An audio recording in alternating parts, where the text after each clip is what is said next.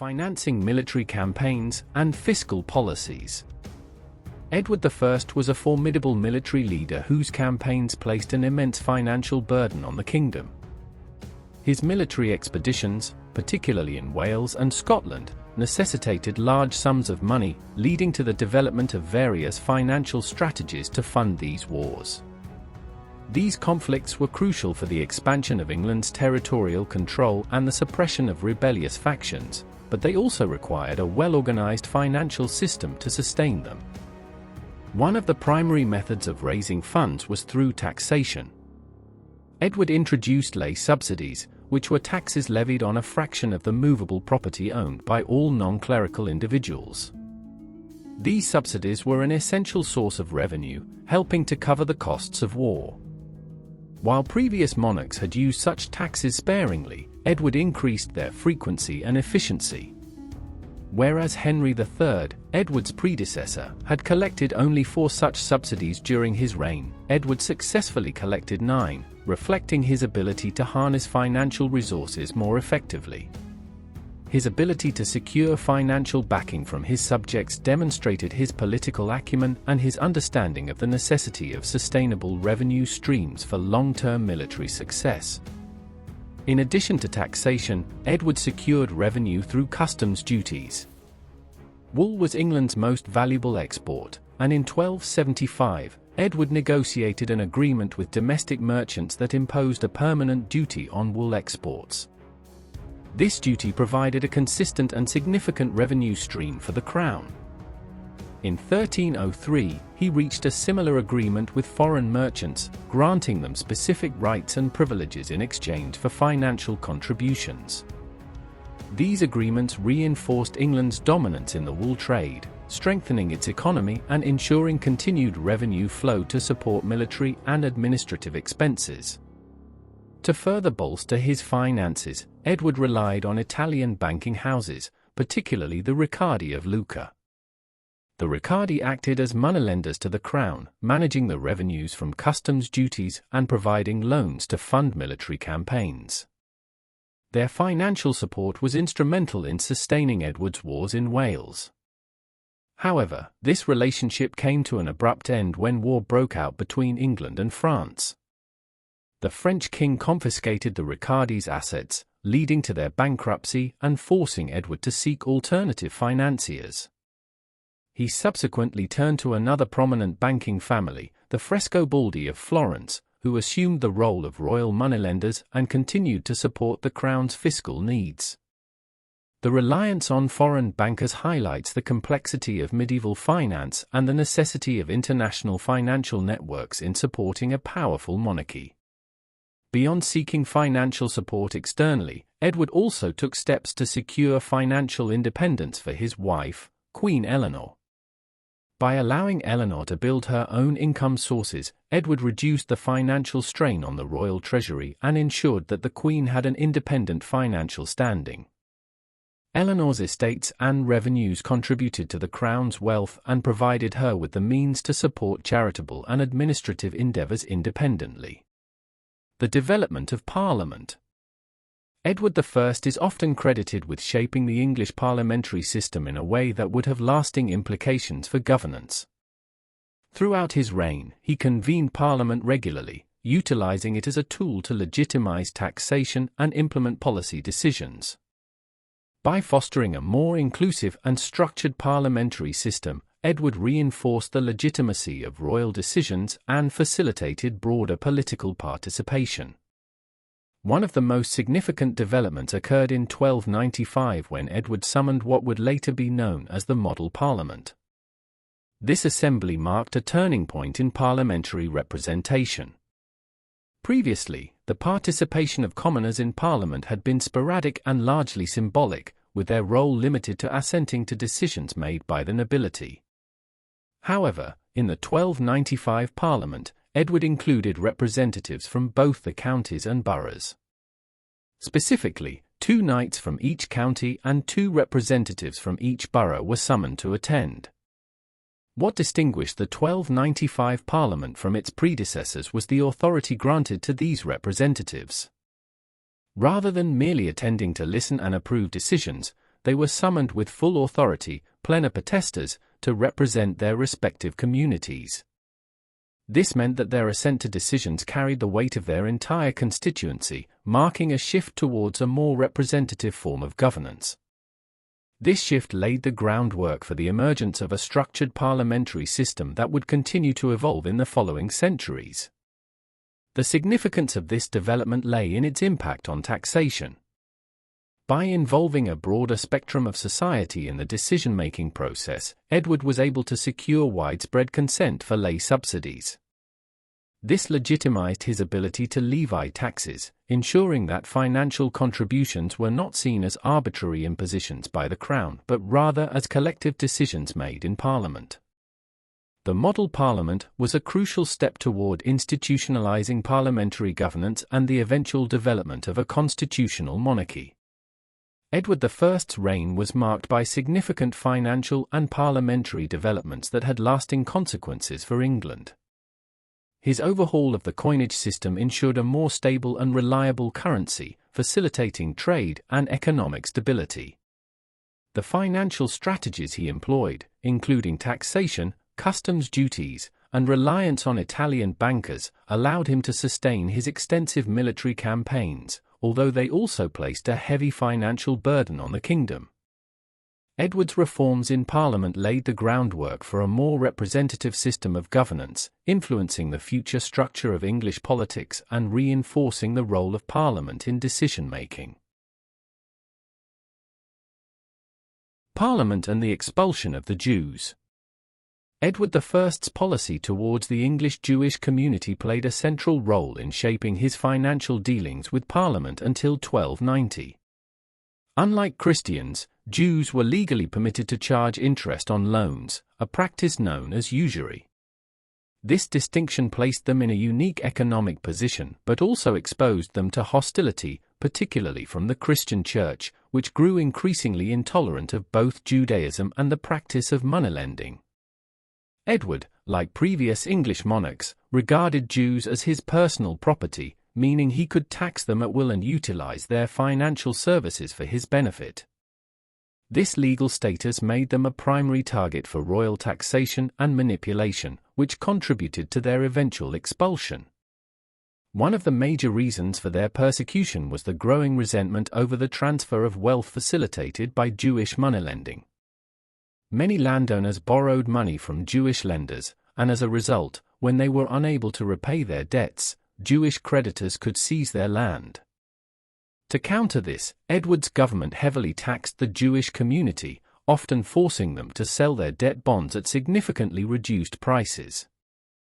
The Crown then acquired these debts, leading to vast transfers of land from indebted landowners to royal courtiers and even to Edward's own wife, Eleanor of Provence.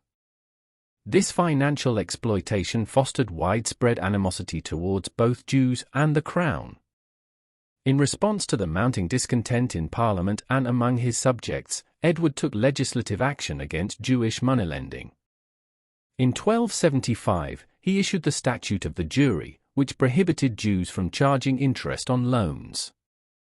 The statute aimed to compel them to adopt alternative professions, such as trade or agriculture, but these occupations were largely closed to them due to guild restrictions and societal prejudice. The statute effectively curtailed their main means of livelihood, further marginalizing the Jewish population.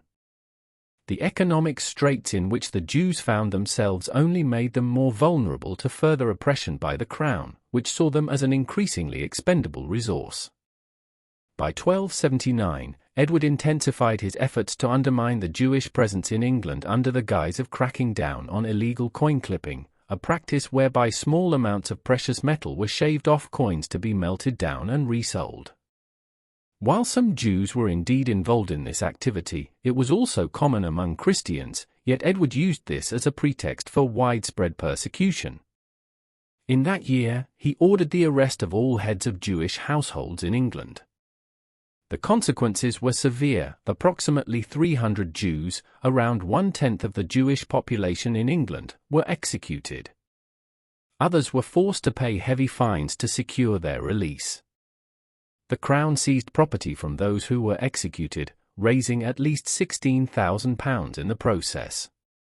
This crackdown signaled that Jews were increasingly being viewed not just as financial resources but as expendable scapegoats for economic and social unrest. Edward also attempted to pressure Jews into converting to Christianity. In 1280, he ordered that all Jews attend special sermons delivered by Dominican friars, with the hope that they would renounce their faith. However, these efforts met with little success. The Jewish community remained steadfast in their beliefs despite the pressures imposed upon them. As conversions were few and resistance remained strong, Edward's frustration with the Jewish population continued to grow, setting the stage for more drastic action against them.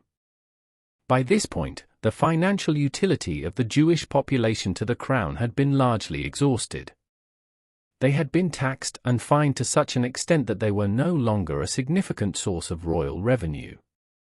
However, their continued presence in England remained a contentious issue and could still be used as a political bargaining chip.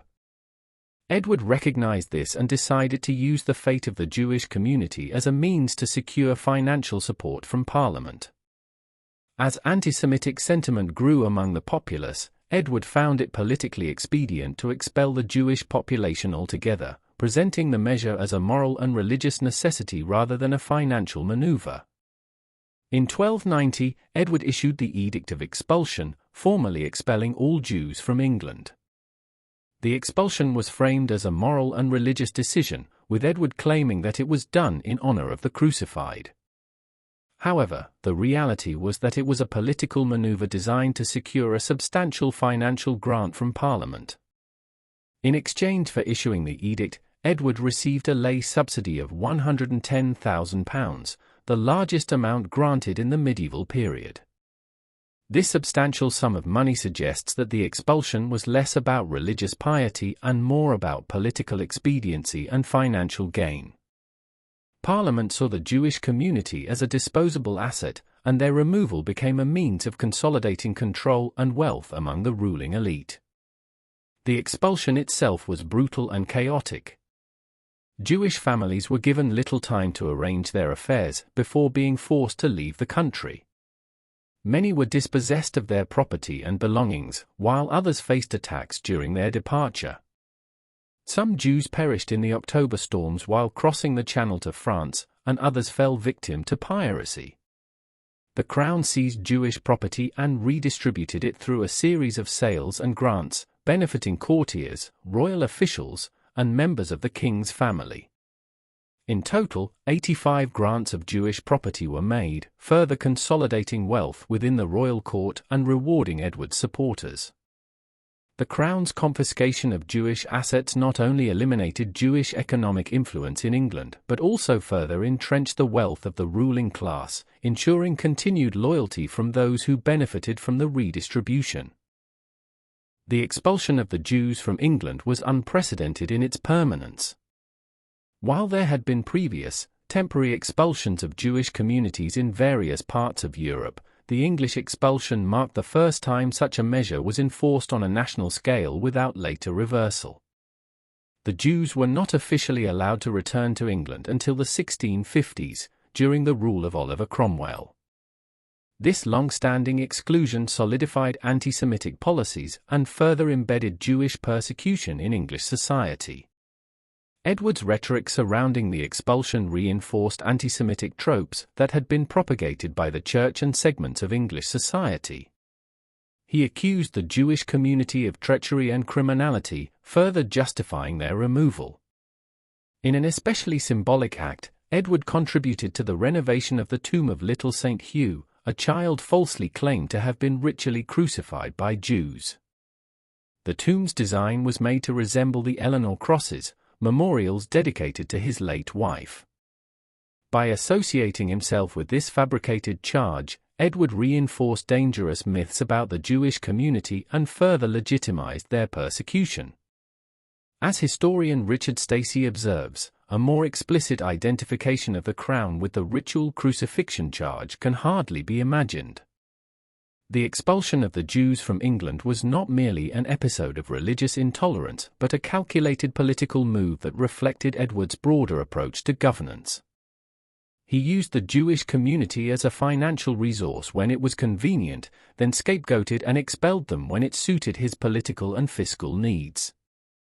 The expulsion served multiple purposes. It appeased the church, placated an increasingly anti-Semitic population, and provided Edward with much-needed funds. In doing so, he set a precedent for later medieval rulers who would use similar tactics to consolidate power and wealth at the expense of marginalized communities. The long-term consequences of Edward's actions were profound. England remained without a Jewish population for over 3.5 centuries, during which time anti-Semitic attitudes continued to fester. The memory of the expulsion shaped subsequent policies towards religious minorities, reinforcing a culture of exclusion and intolerance. Although the expulsion was eventually reversed, it left a lasting impact on England's social and economic landscape. In sum, Edward I's policies towards the Jewish population of England were driven by a combination of financial pragmatism, political calculation, and religious justification. While he initially exploited them for their financial resources, he ultimately sacrificed them to further his own power and secure funding from Parliament. The expulsion of the Jews in 1290 was not only a significant moment in English history but also a reflection of the broader medieval European trends of persecution and economic manipulation of minority communities. Administration in Ireland under Edward I.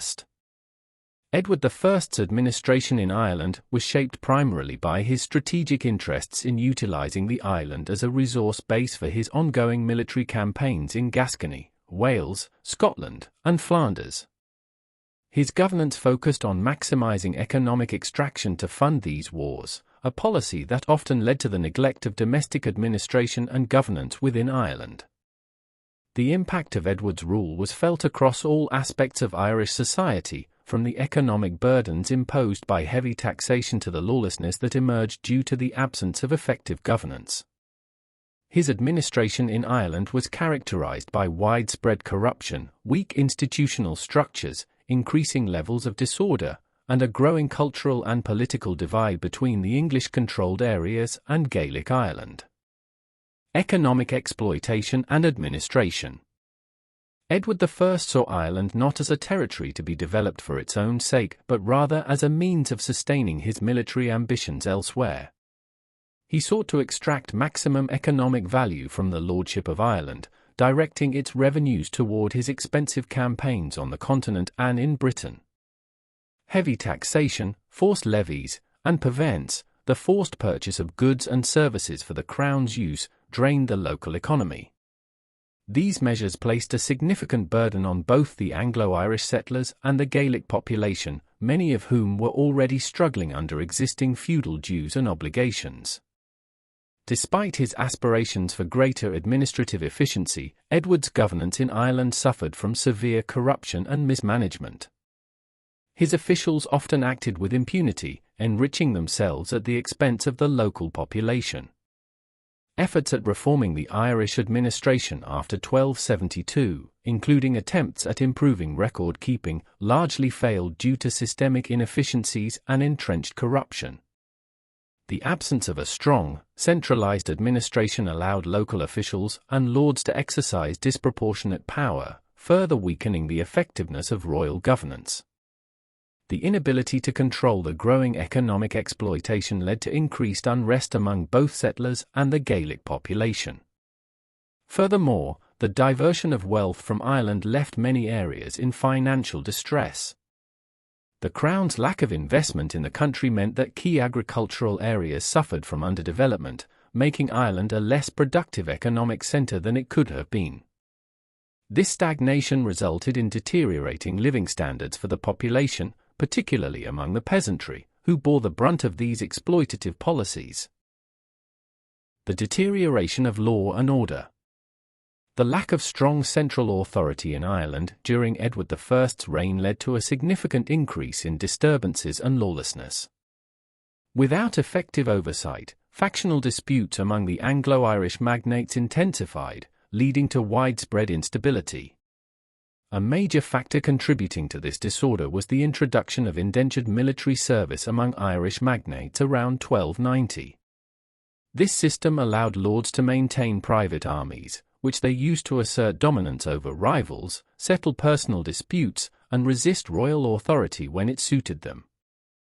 The growing power of these private armies further eroded the Crown's control over Ireland and contributed to the breakdown of law and order. The weakening of law enforcement mechanisms was exacerbated by the funneling of Irish revenues toward Edward's wars.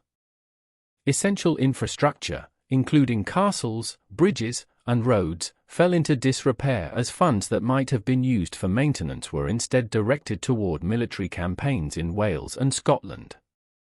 The withdrawal of troops from Ireland to serve in these foreign conflicts further reduced the Crown's ability to maintain order, leaving large swathes of the countryside effectively ungoverned.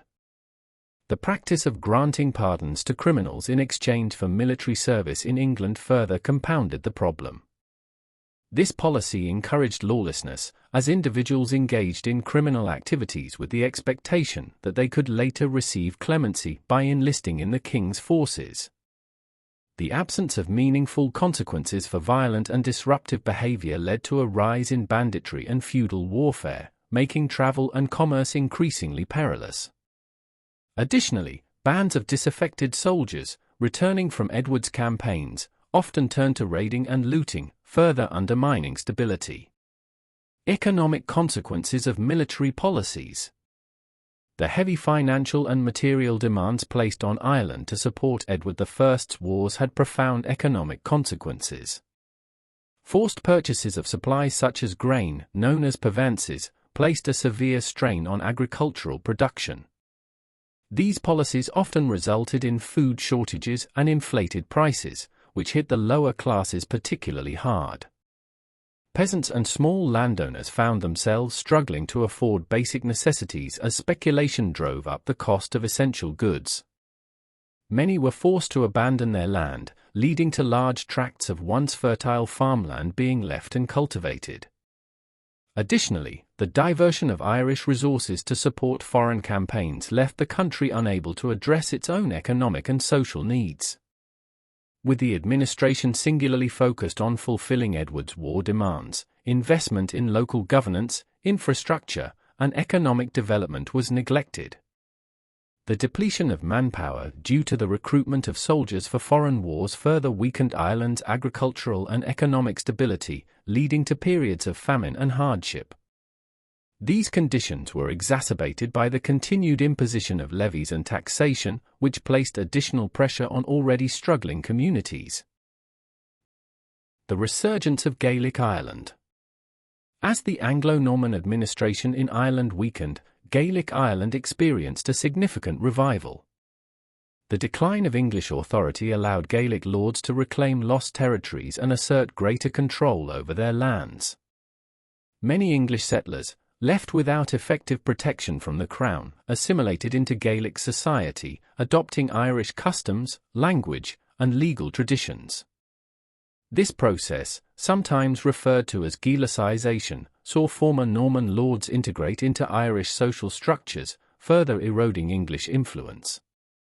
Edward's government viewed this resurgence with hostility.